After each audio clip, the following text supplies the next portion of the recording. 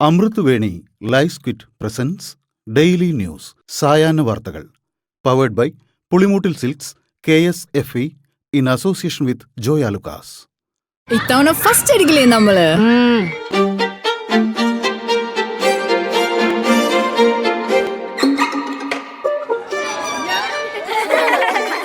കുട്ടികൾക്കൊക്കെ പെയിൻ ശല്യം ഉണ്ടാകും. അതുകൊണ്ട് ലൈസ് കിറ്റ് ഉപയോഗിച്ച് ക്ലാസ്സിൽ വരാൻ പ്രത്യേക ശ്രദ്ധിക്കണം. ലൈസ് കിറ്റ് ലൈസ് റിമൂവർ പെയിൻ ശല്യത്തിൽ നിന്നും ഉടനടി ആശ്വാസം.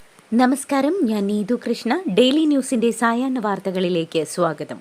ഇന്ന് ജൂൺ 14 ശനിയാഴ്ച. പാലക്കാടിന് പിന്നാലെ നിലമ്പൂരിലും പെട്ടി വിവാദം. ഉപതെരഞ്ഞെടുപ്പ് നടക്കാനിരിക്കുന്ന നിലമ്പൂരിലെ വടപുറത്ത് ഇന്നലെ രാത്രി 10 മണിയോടെ ഷാഫി പറമ്പിൽ MP-യും രാഹുൽ മാങ്കൂട്ടത്തിൽ MLA-യും സഞ്ചരിച്ച വാഹനം പരിശോധിച്ച് പോലീസ്. പെട്ടിയിൽ വസ്ത്രങ്ങളും പുസ്തകങ്ങളുമായിരുന്നു. വാഹന പരിശോധനയ്ക്കിടെ CPM-ന് വേണ്ടി വേഷം കെട്ടേണ്ടെന്ന് ഷാഫിയും രാഹുലും ഉദ്യോഗസ്ഥരോട് പൊട്ടിത്തെറിച്ചു. പരിശോധന ഏകപക്ഷീയമാണെന്ന് ഷാഫി പറമ്പിലും രാഹുൽ മാങ്കൂട്ടവും പ്രതികരിച്ചു. UDF MP-മാരുടെയും ജനപ്രതിനിധികളുടെയും വണ്ടി മാത്രമാണ് പരിശോധിക്കുന്നതെന്നും ഷാഫി വിമർശിച്ചു. നിലമ്പൂർ ഉപതെരഞ്ഞെടുപ്പ് പെരുമാറ്റച്ചട്ടം നടപ്പിലാക്കുന്നതിന്റെ ഭാഗമായി നിയോഗിക്കപ്പെട്ട ഉദ്യോഗസ്ഥർ വാഹന പരിശോധന നടത്തുന്നതുമായി ബന്ധപ്പെട്ട മാധ്യമ റിപ്പോർട്ടുകൾ ശ്രദ്ധയിൽപ്പെട്ടെന്നും സ്വതന്ത്രവും നീതിയുക്തവും സുതാര്യവുമായ തെരഞ്ഞെടുപ്പ് നടപടികൾ ഉറപ്പാക്കുന്നതിനുള്ള പരിശോധനകളുമായി ജനങ്ങൾ സഹകരിക്കണമെന്നും ജില്ലാ ഇലക്ഷൻ ഓഫീസർ കൂടിയായ ജില്ലാ കളക്ടർ VR വിനോദ്. തെരഞ്ഞെടുപ്പ് നടത്തിപ്പുമായി ബന്ധപ്പെട്ട ഈ നിർബന്ധിത പ്രവർത്തനങ്ങളിൽ പൊതുജനങ്ങളുടെ സഹകരണം അഭ്യർത്ഥിക്കുന്നതായും കളക്ടർ അറിയിച്ചു. നിലമ്പൂരിലെ വാഹനം പരിശോധിച്ച പോലീസ് നടപടി ഏകപക്ഷീയമെന്ന് ഷാഫി പറമ്പിലും രാഹുൽ മാങ്കൂട്ടത്തിലും മാധ്യമങ്ങളോട് പ്രതികരിച്ചു. പരിശോധനയിൽ പരാതിയില്ലെന്നും പരിശോധനയ്ക്ക് പിന്നിലെ ഉദ്ദേശ്യമാണ് ചോദ്യം ചെയ്തതെന്നും ഷാഫി പറമ്പിൽ പറഞ്ഞു. അപമാനിക്കപ്പെട്ടതുകൊണ്ടാണ് പോലീസ് ഉദ്യോഗസ്ഥരോട് തട്ടിക്കയറിയതെന്നും പെട്ടിയെടുത്ത് പുറത്തു വയ്പ്പിച്ച ശേഷം തുറന്നു പരിശോധിക്കാതെ വന്നപ്പോഴാണ് ചോദ്യം ചെയ്തതെന്നും ഷാഫി കൂട്ടിച്ചേർത്തു. ഷാഫി പറമ്പിലിന്റെയും രാഹുൽ മാങ്കൂട്ടത്തിലിന്റെയും പെട്ടി പരിശോധനയിൽ എന്ത് അത്ഭുതമാണുള്ളതെന്നും ഞങ്ങൾ രാജാക്കന്മാർ ആണെന്നാണോ കോൺഗ്രസ് നേതാക്കൾ കരുതുന്നതെന്നും MV ഗോവിന്ദൻ. ഉദ്യോഗസ്ഥർ അവരുടെ പണി ചെയ്യുമ്പോൾ എന്തിനാണ് ഭീഷണിപ്പെടുത്തുന്നതെന്നും രാഹുലിന്റേത് തരംതാണ പ്രസ്താവനയാണെന്നും അദ്ദേഹം പറഞ്ഞു. രാഷ്ട്രീയം പറയാനില്ലാതെ UDF നിരായുധീകരിക്കപ്പെട്ടുവെന്നും മറച്ചുവെക്കാനുള്ളവർക്ക് പരിശോധിക്കുന്നതിന്റെ ഭാഗമായി അമർഷവും പ്രതിഷേധവും രൂപപ്പെട്ടു വരാമെന്നും അദ്ദേഹം പറഞ്ഞു. നിലമ്പൂരിലെ വാഹന പരിശോധന വിവാദമാക്കുന്നത് രാഷ്ട്രീയ വിഷയങ്ങളിൽ നിന്ന് UDF-ന് ഒളിച്ചോടാനാണെന്ന് മന്ത്രി മുഹമ്മദ് റിയാസ്. അപകടങ്ങളുടെ ആഘോഷ കമ്മിറ്റിയാണ് പ്രതിപക്ഷമെന്നും പക്വമായ നിലപാട് പ്രതിപക്ഷം എടുക്കണമെന്നും കനഗോലു സിദ്ധാന്തമാണ് കോൺഗ്രസ് പിന്തുടരുന്നതെന്നും അവർ എഴുതിക്കൊടുക്കുന്ന തയ്യാറാക്കിയ തിരക്കഥ അനുസരിച്ചാണ് ഇവർ പല പരിപാടികളും നടത്തുന്നതെന്നും മന്ത്രി റിയാസ് പറഞ്ഞു. കോൺഗ്രസ് നേതാക്കളുടേത് അപക്വമായ നിലപാടാണെന്നും പരിശോധനയുമായി പാർട്ടികൾ സഹകരിക്കുകയാണ് വേണ്ടതെന്നും ഇടതുമുന്നണി കൺവീനർ TP രാമകൃഷ്ണനും പറഞ്ഞു. വാഹന പരിശോധന അപമാനിക്കലോ അവഹേളിക്കലോ ആയി കരുതേണ്ടതില്ലെന്നും എല്ലാ തെരഞ്ഞെടുപ്പിലും നടക്കുന്നതാണെന്നും CPM PB അംഗം A വിജയരാഘവൻ. അത് അവഹേളനമായി തോന്നിയിട്ടില്ലെന്നും PK ബിജുവിന്റെയും K രാധാകൃഷ്ണന്റെയും അബ്ദുൾ വഹാബിന്റെയും വാഹനം പരിശോധിച്ചിട്ടുണ്ടെന്നും വിജയരാഘവൻ പറഞ്ഞു. രാഹുലും ഷാഫിയും ന്യൂജൻ കോൺഗ്രസ് ആണെന്നും അവരുടെ ഉദ്യോഗസ്ഥർക്കെതിരായ ഭീഷണിയെ രാഷ്ട്രീയമായി കാണേണ്ടതില്ലെന്നും അവർ എങ്ങനെ പെരുമാറണമെന്ന് തീരുമാനിക്കേണ്ടത് അവർ തന്നെയാണെന്നും വിജയരാഘവൻ ചൂണ്ടിക്കാട്ടി. രാഹുൽ മാങ്കൂട്ടത്തിലും ഷാഫി പറമ്പിലും രാഷ്ട്രീയം നിർത്തി വല്ല കോമഡി സിനിമയിലും അഭിനയിക്കുന്നതാണ് നല്ലതെന്ന് BJP ദേശീയ വൈസ് പ്രസിഡന്റ് AP അബ്ദുള്ളക്കുട്ടി. നിലമ്പൂരിലെ പെട്ടി വിവാദത്തിലാണ് അബ്ദുള്ളക്കുട്ടിയുടെ പ്രതികരണം. യുവനേതാക്കൾ നടത്തിയത് നാടകമാണെന്നും അവർക്ക് വല്ല സിനിമയിലും പോയി അഭിനയിച്ചുകൂടെയെന്നും അബ്ദുള്ളക്കുട്ടി.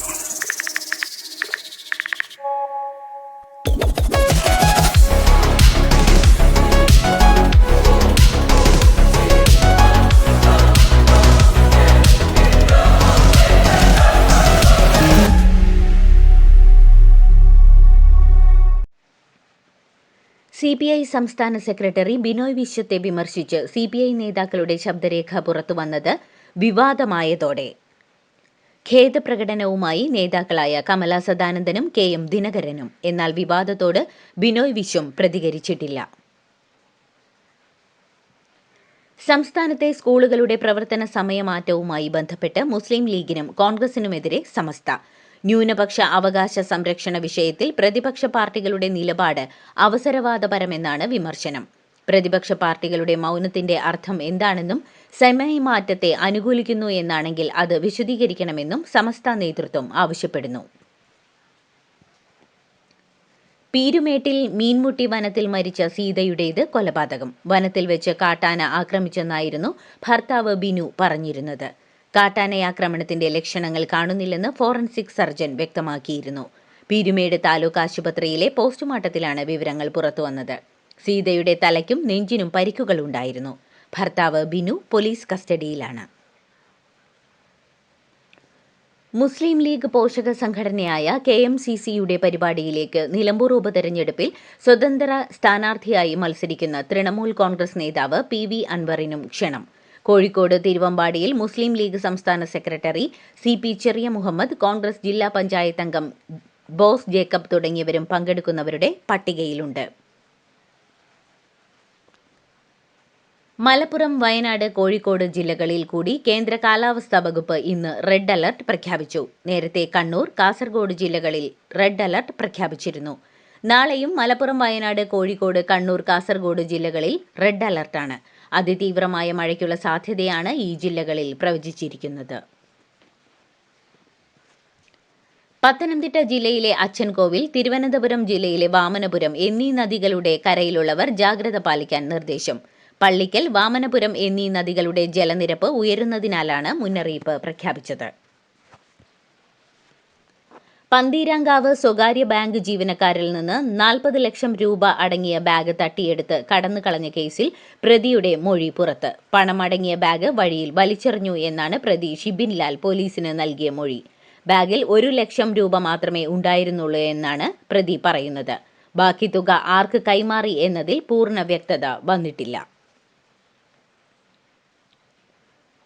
മലാപ്പറമ്പ് സെക്സ് റാക്കറ്റ് കേസിൽ ഒഴിവിലുള്ള അനാശാസ്യ കേന്ദ്രം നടത്തിപ്പുമായി പ്രതി ചേർക്കപ്പെട്ട പോലീസുകാർക്കെതിരെ ലുക്കൌട്ട് സർക്കുലർ ഇറക്കും. കോഴിക്കോട് കൺട്രോൾ റൂമിലെ ഡ്രൈവർമാരായിരുന്ന K ഷൈജിത്ത്, K സനിത് എന്നിവർക്കെതിരെയാണ് ലുക്കൌട്ട് സർക്കുലർ ഇറക്കുക. സെക്സ് റാക്കറ്റ് കേന്ദ്രത്തിന്റെ പ്രധാന നടത്തിപ്പുകാരനായ ബാലുശ്ശേരി വട്ടോളി ബസാർ സ്വദേശി അമനീഷിനെതിരെയും ലുക്കൌട്ട് സർക്കുലർ വരും. 3 പേരുടെയും ഫോൺ സ്വിച്ച് ഓഫ് ചെയ്ത നിലയിലാണ്. Let's make this unforgettable!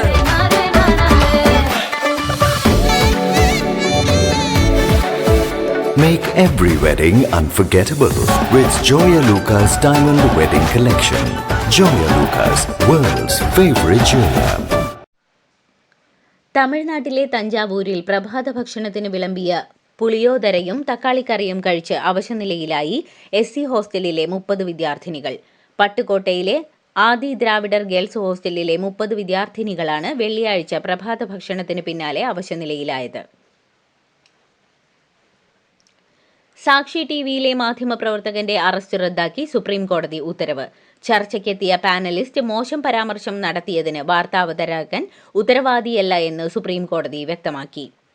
ആന്ധ്രാപ്രദേശിലെ സാക്ഷി ടിവിയുടെ വാർത്താവതാരകൻ K ശ്രീനിവാസ റാവുവിനെയാണ് കഴിഞ്ഞയാഴ്ച പോലീസ് അറസ്റ്റ് ചെയ്തത്. പ്രധാനമന്ത്രി നരേന്ദ്രമോദിയുടെ കാനഡയിലേക്കുള്ള യാത്രയിൽ മാറ്റമില്ലെന്ന് സർക്കാർ വൃത്തങ്ങൾ അറിയിച്ചു.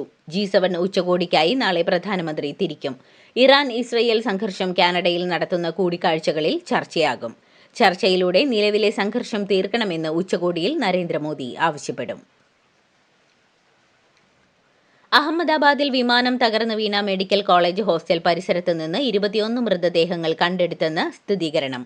ഇതിൽ 9 പേർ ഹോസ്റ്റലിൽ ഉണ്ടായിരുന്നവരാണെന്നും അധികൃതർ അറിയിച്ചു. അപകടത്തിൽ പരിക്കേറ്റ് ചികിത്സയിലായിരുന്ന 20 വിദ്യാർത്ഥികളിൽ 12 പേരെ ഡിസ്ചാർജ് ചെയ്തു.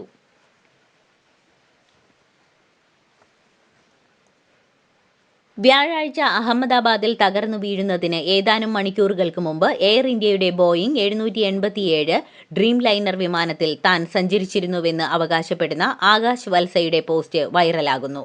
വീഡിയോകളോടൊപ്പമുള്ള പോസ്റ്റാണ് ആകാശ് പങ്കുവച്ചിരിക്കുന്നത്. എന്നാൽ വിമാനത്തെക്കുറിച്ചുള്ള തന്റെ നിരീക്ഷണങ്ങൾ പങ്കുവയ്ക്കാൻ അധികാരികൾ ബന്ധപ്പെടണമെന്നും ആകാശ് വത്സ തന്റെ പോസ്റ്റിലൂടെ അഭ്യർത്ഥിച്ചു.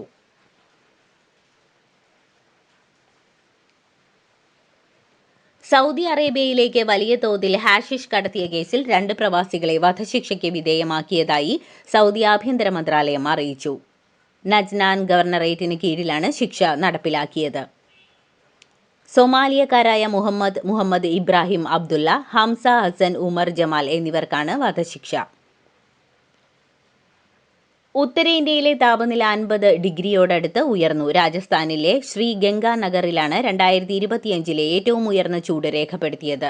49.4 ഡിഗ്രി സെൽഷ്യസ് ആണ് ശ്രീ ഗംഗാനഗറിൽ രേഖപ്പെടുത്തിയത്.